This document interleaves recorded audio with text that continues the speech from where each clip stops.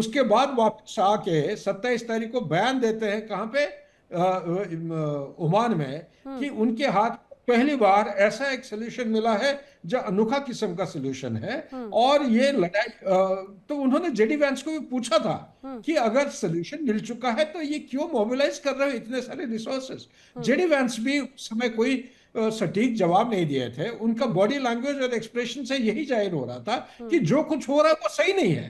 तो हम्म। आखिरी में 28 तारीख को अचानक अनप्रोवोक्ड एक इलीगल, मेरे विचार के मुताबिक, जी बाकी जी। हमारे जो पैनलिस्ट हैं अपना अपना इंडिपेंडेंट राय रख सकते हैं, हम्म। मेरे विचार के मुताबिक ये एक अनप्रोवोक्ड और इलीगल वॉर अनलिश किया गया है। और बिल्कुल। किया गया है क्या है, पिछले 12 दिन, पिछले साल की 12 दिन की लड़ाई के अंतिम में डोनाल्ड ट्रंप कह रहे थे कि पूरा न्यूक्लियर इंफ्रास्ट्रक्चर, सारे एनरिच्ड यूरेनियम, सब कुछ obliterated from the face of the planet, obliterated. इसके बाद सब ये, इसकी क्या जरूरत थी? 40 दिन उन्होंने बस एरियल बोmbardment से कोई भी लड़ाई अभी तक जीत नहीं हुई है। मैं एक जनरल हूं, काफी पढ़ाई किया हूं, और काफी गहराई में सर्बिया का कहानी जो उदाहरण देते हैं वो ईरान के साथ आप तुलना नहीं कर सकते। सर्बिया का लेंथ एंड ब्रेथ कितना, 150 बाई 100 किलोमीटर, इतना आसपास होगा। ईरान है 2300 किलोमीटर बाई 2200 किलोमीटर, हम्म। पहाड़ी इलाका है, और एक की तरफ पाकिस्तान की तरफ खुला है। सो इसलिए मैं संक्षेप में ये कहना चाहता हूं, जी ये जी। लड़ाई जो इसने शुरू किया था उसी को ही खत्म करना है। हम्म। और उसको खत्म करने के लिए एक ट्रस्ट, एक मैग्नेनिमिटी नहीं है, सर एक लेकिन वो स्टेटमेंट। ट्रस्ट की ही तो बड़ी कमी नजर आ रही है ना। भले ही यहाँ पर अभी हैदर हयात कह रहे हो कि भाई यहाँ पर अब्बास अरागची पाकिस्तान को या इस्लामाबाद डायलॉग को लेकर बड़ी बातें कर रहे हैं, लेकिन दूसरी तरफ वही जो ट्रस्ट डेफिसिट है, सबसे इंपॉर्टेंट बात तो संजीव जी यही हो जाती है। लेकिन मुझे एक बात जरा बताने की कोशिश कीजिएगा, ईरान के साथ में तेल की डील, अमेरिका के साथ में अरबों डॉलर की डील, और यही वजह है कि सबको पता है पाकिस्तान का ये दोहरा चेहरा, और यही वजह है कि डील आधी अधूरी हो रही है क्योंकि अपने हित सबसे ऊपर है।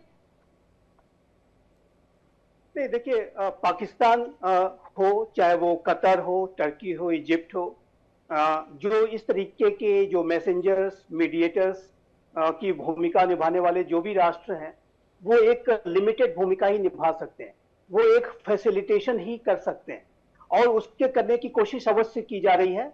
और पाकिस्तान ने, मैं मानता हूं कि एक मैसेंजर की भूमिका निभाई है। अन्य राष्ट्रों ने भी इसमें ऐसी ही भूमिका निभाई है, मीडिएटर की भूमिका। अगर किसी ने सबसे महत्वपूर्ण निभाई है तो मैं मानता हूं कतर की वो भूमिका सबसे अधिक महत्वपूर्ण है। और कतर की जो एक क्रेडिबिलिटी है, एक प्रॉब्लम सॉल्विंग कंट्री के तौर पर, वो सबसे ज्यादा है। लेकिन सभी ने कोशिश जरूर की है कि एक तरह का फैसिलिटेशन किया जाए, जो कि अच्छी बात है और जिसको कि रिकॉग्नाइज भी किया जाना चाहिए। पाकिस्तान की भूमिका भी वहां पर उसको भी रिकॉग्नाइज करना होगा। और जाहिर है कि ये जो भूमिकाएं अपनी अपनी तरफ से राष्ट्र निभाने की कोशिश कर रहे हैं। हमारा अपना राष्ट्र भी ऐसे जो भी एफर्ट्स दिए जा रहे हैं, सभी को अपना समर्थन भी देता रहा है।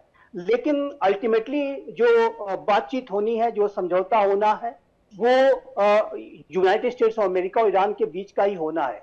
उन्हीं के हाथों से ताली अल्टीमेटली जो बजनी है।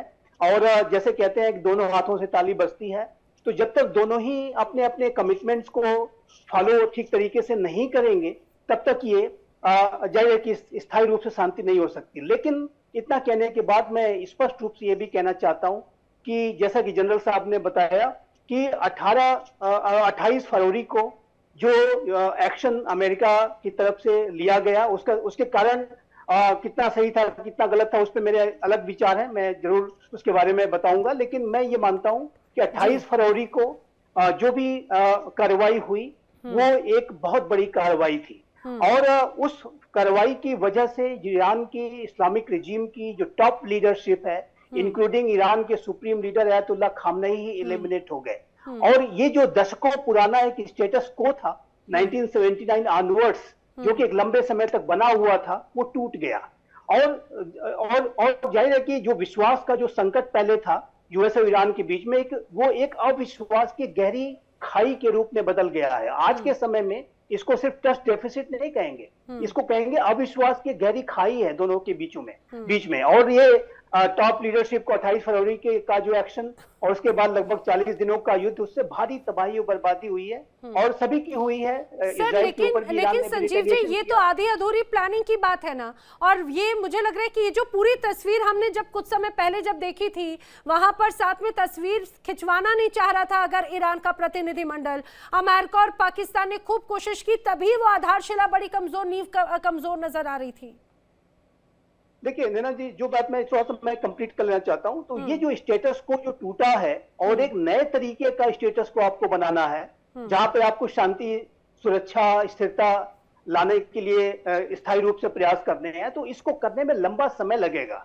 ये जो स्टेटस को अब चूंकि बहुत बड़े बड़े घटनाक्रम हुए हैं 28 फरवरी और उसके बाद से नए तरीके की यथास्थिति को बनाना, उसमें एक लंबा समय लगेगा। ये ट्रस्ट डेफिसिट ही नहीं, जो अविश्वास की गहरी खाई है, इसको पाटने में एक लंबा समय लगेगा। इसी वजह से मेरा ये मानना है कि क्योंकि अभी भी ये अच्छा, जो संजीव जी, इस अविश्वास की बड़ी वजह क्या है? जल्दी से अगर मुझे बता पाएं, बड़ी वजह क्या है इस अविश्वास की?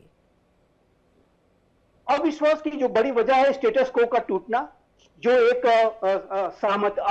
सहमति बनी हुई थी दोनों के बीच में, एक जो स्थिरता किसी न किसी तनावों के बावजूद भी बनी हुई थी, वो एक बड़े झटके, बड़े कार्रवाई के बाद टूट गई। और ये जो आयतुल्लाह खामनाई का एलिमिनेशन और 40 दिनों का युद्ध है, उससे भारी तबाही बर्बादी, और ईरान के अंदर भी, इजराइल के अंदर भी, वेस्ट एशिया के राष्ट्र भी वो सारे बर्न्ट को उन्होंने झेला है, उन्होंने सहा है। उसके बाद से ये जाहिर है कि ये युद्ध के बाद से जो अविश्वास है वो बहुत बढ़ गया है और इसको अभी भरने में समय लगेगा। और मैं ये मानता हूं, ये भी अंत में मैं आपके सवाल के जवाब में कहना चाहता हूं कि सीज फायर की कोशिश दोनों की तरफ से जरूर की जाएगी। सीज फायर होगा भी, लेकिन उसमें ब्रेकअप्स, हिकअप्स आते रहेंगे।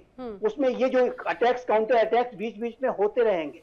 और ये जो क्राइसिस है, मेरे असेसमेंट के मुताबिक प्रोलॉन्ग्ड क्राइसिस, एक लॉन्ग ड्रॉन कॉन्फ्लिक्ट दिखाई देता है। जब तक एक नया स्टेटस को बन न जाए, तब तक ये इस तरीके की। अच्छा हैदर हयात खान जी, मुझे जरा एक बात बताइए, फिर वो जो अमाउंट की डिमांड की गई है, वो अमाउंट क्रेडिट हो गया या नहीं हुआ अभी तक? नैना, ये तो चीजें मेरा ख्याल है कि मुस्तकबिल में अभी पाकिस्तान की जानिब से अभी तक एज ऑफ नो कोई ऑफिशियल चीज सामने नहीं आई है। ये आगे क्लियर हो जाएंगी। लेकिन आपने मैं इसलिए जानना चाह रही हूं कि ये डील का हिस्सा होगा ना, अलग-अलग स्टेप्स को लेकर। नैना, मैं आप जो कहना चाह रही हैं मैं बिल्कुल समझ रहा हूँ, आपकी एक बात को समझ रहा हूँ। हाँ जी, आपने जो संजीव साहब से सवाल किया था इनिशियली कि पाकिस्तान एक जानिब ईरान के साथ जो है वो ऑयल की डील कर रहा है, दूसरी जानिब अमेरिका से 10 अरब डॉलर्स का तकाजा कर रहे हैं। आप अंदाजा लगाए ना यहाँ से कि पाकिस्तान बैक वक्त ईरान के साथ भी बात कर रहा है, अमेरिका के साथ भी बात कर रहा है। आप लोगों का तो आलम ये है कि अमेरिका ने आपको हुक्म दिया रूस से तेल नहीं लेना। आप लोगों का वो 56 इंच का जो सीने वाला था, वो 16 इंच की सीनी लेकर चुप करके बैठ गया। अमेरिका ने कहा चाबहार पे जो आपने ये आप फिर आप कुछ नहीं करना, वो 56 इंच के सीने वाला जिस पर हैदर हयात खान, बात ये है कि पाकिस्तान की तरह इस स्टैंड की अगर आप बात करें, आप ये सोचिए, आपकी 1% हिम्मत नहीं होती अमेरिका के किसी आदेश को या उसके किसी बात को आप दरकिनार कर दें। उस आपके प्रधानमंत्री को डोनाल्ड ट्रंप कहते हैं स्टैंड अप, तो खड़े हो जाते हैं, सिट डाउन तो बैठ जाते हैं। और इशारों पर नाच रहा है आपका वजीर आजम। और पाकिस्तान का ग्लोबल स्टेचर ये है, और पाकिस्तान की कामयाब सफारतकारी आप यहीं से अंदाजा लगा लें। ऐसी कामयाबी आपको मुबारक हो, ऐसी भूखमरी आपको मुबारक हो, ऐसी आतंकवादी नीतियां, ऐसी कमजोर नीतियां आप ही को मुबारक हो। आपके 9 से ज्यादा सेलर्स मारे गए स्ट्रेट ऑफ हॉर्मुज पे, और आपका वो जो वजीर आजम है उसमें इतनी जुर्रत नहीं हुई कि वो उसके ऊपर कुछ कह सके। ठीक है, आपके 9 से ज्यादा सेलर्स। अरे जरा तैयारी कर आइएगा संजीव जी। ये जो आप बता रहे हैं ना, ये जो विषय है, हमें भारत के प्रधानमंत्री श्री नरेंद्र मोदी ने राष्ट्रपति डोनाल्ड ट्रंप से उठाया था। और भारत अपने निर्णय स्वयं लेता है, वो अमेरिका के इशारों पर काम नहीं करता। अमेरिका के डिक्टेशंस के आधार पर हम काम नहीं करते हैं। हमें किससे तेल खरीदना है, किससे तेल नहीं खरीदना है, किससे मिलना है, किससे नहीं मिलना है, ये सारे के सारे निर्णय भारत की सरकार करती है, भारत के लोग करते हैं और भारत का लोकतंत्र करता है। ये किसी के इशारों पर आपकी तरह से काम करने वाला राष्ट्र नहीं है। और कभी तो आप तो चाइना के खेमे में बैठ जाते हैं, कभी अमेरिका के खेमे में बैठ जाते हैं। संजीव जी, मेरा ख्याल है कि आपकी इस बात पर भारतीय भी जो है वो मुस्कुरा रहे होंगे कि आप बैठकर नेशनल चैनल पर झूठ बोल रहे हैं। आपके रूस से तेल लेने या ना लेने का फैसला अमेरिका करता है, भारत नहीं करता। विदेश मंत्री की तस्वीरें लगाते हैं और भारत के विदेश मंत्री की तारीफें करते हैं, जलसों में तारीफ करते हैं कि भारत की विदेश नीति कितनी अच्छी है।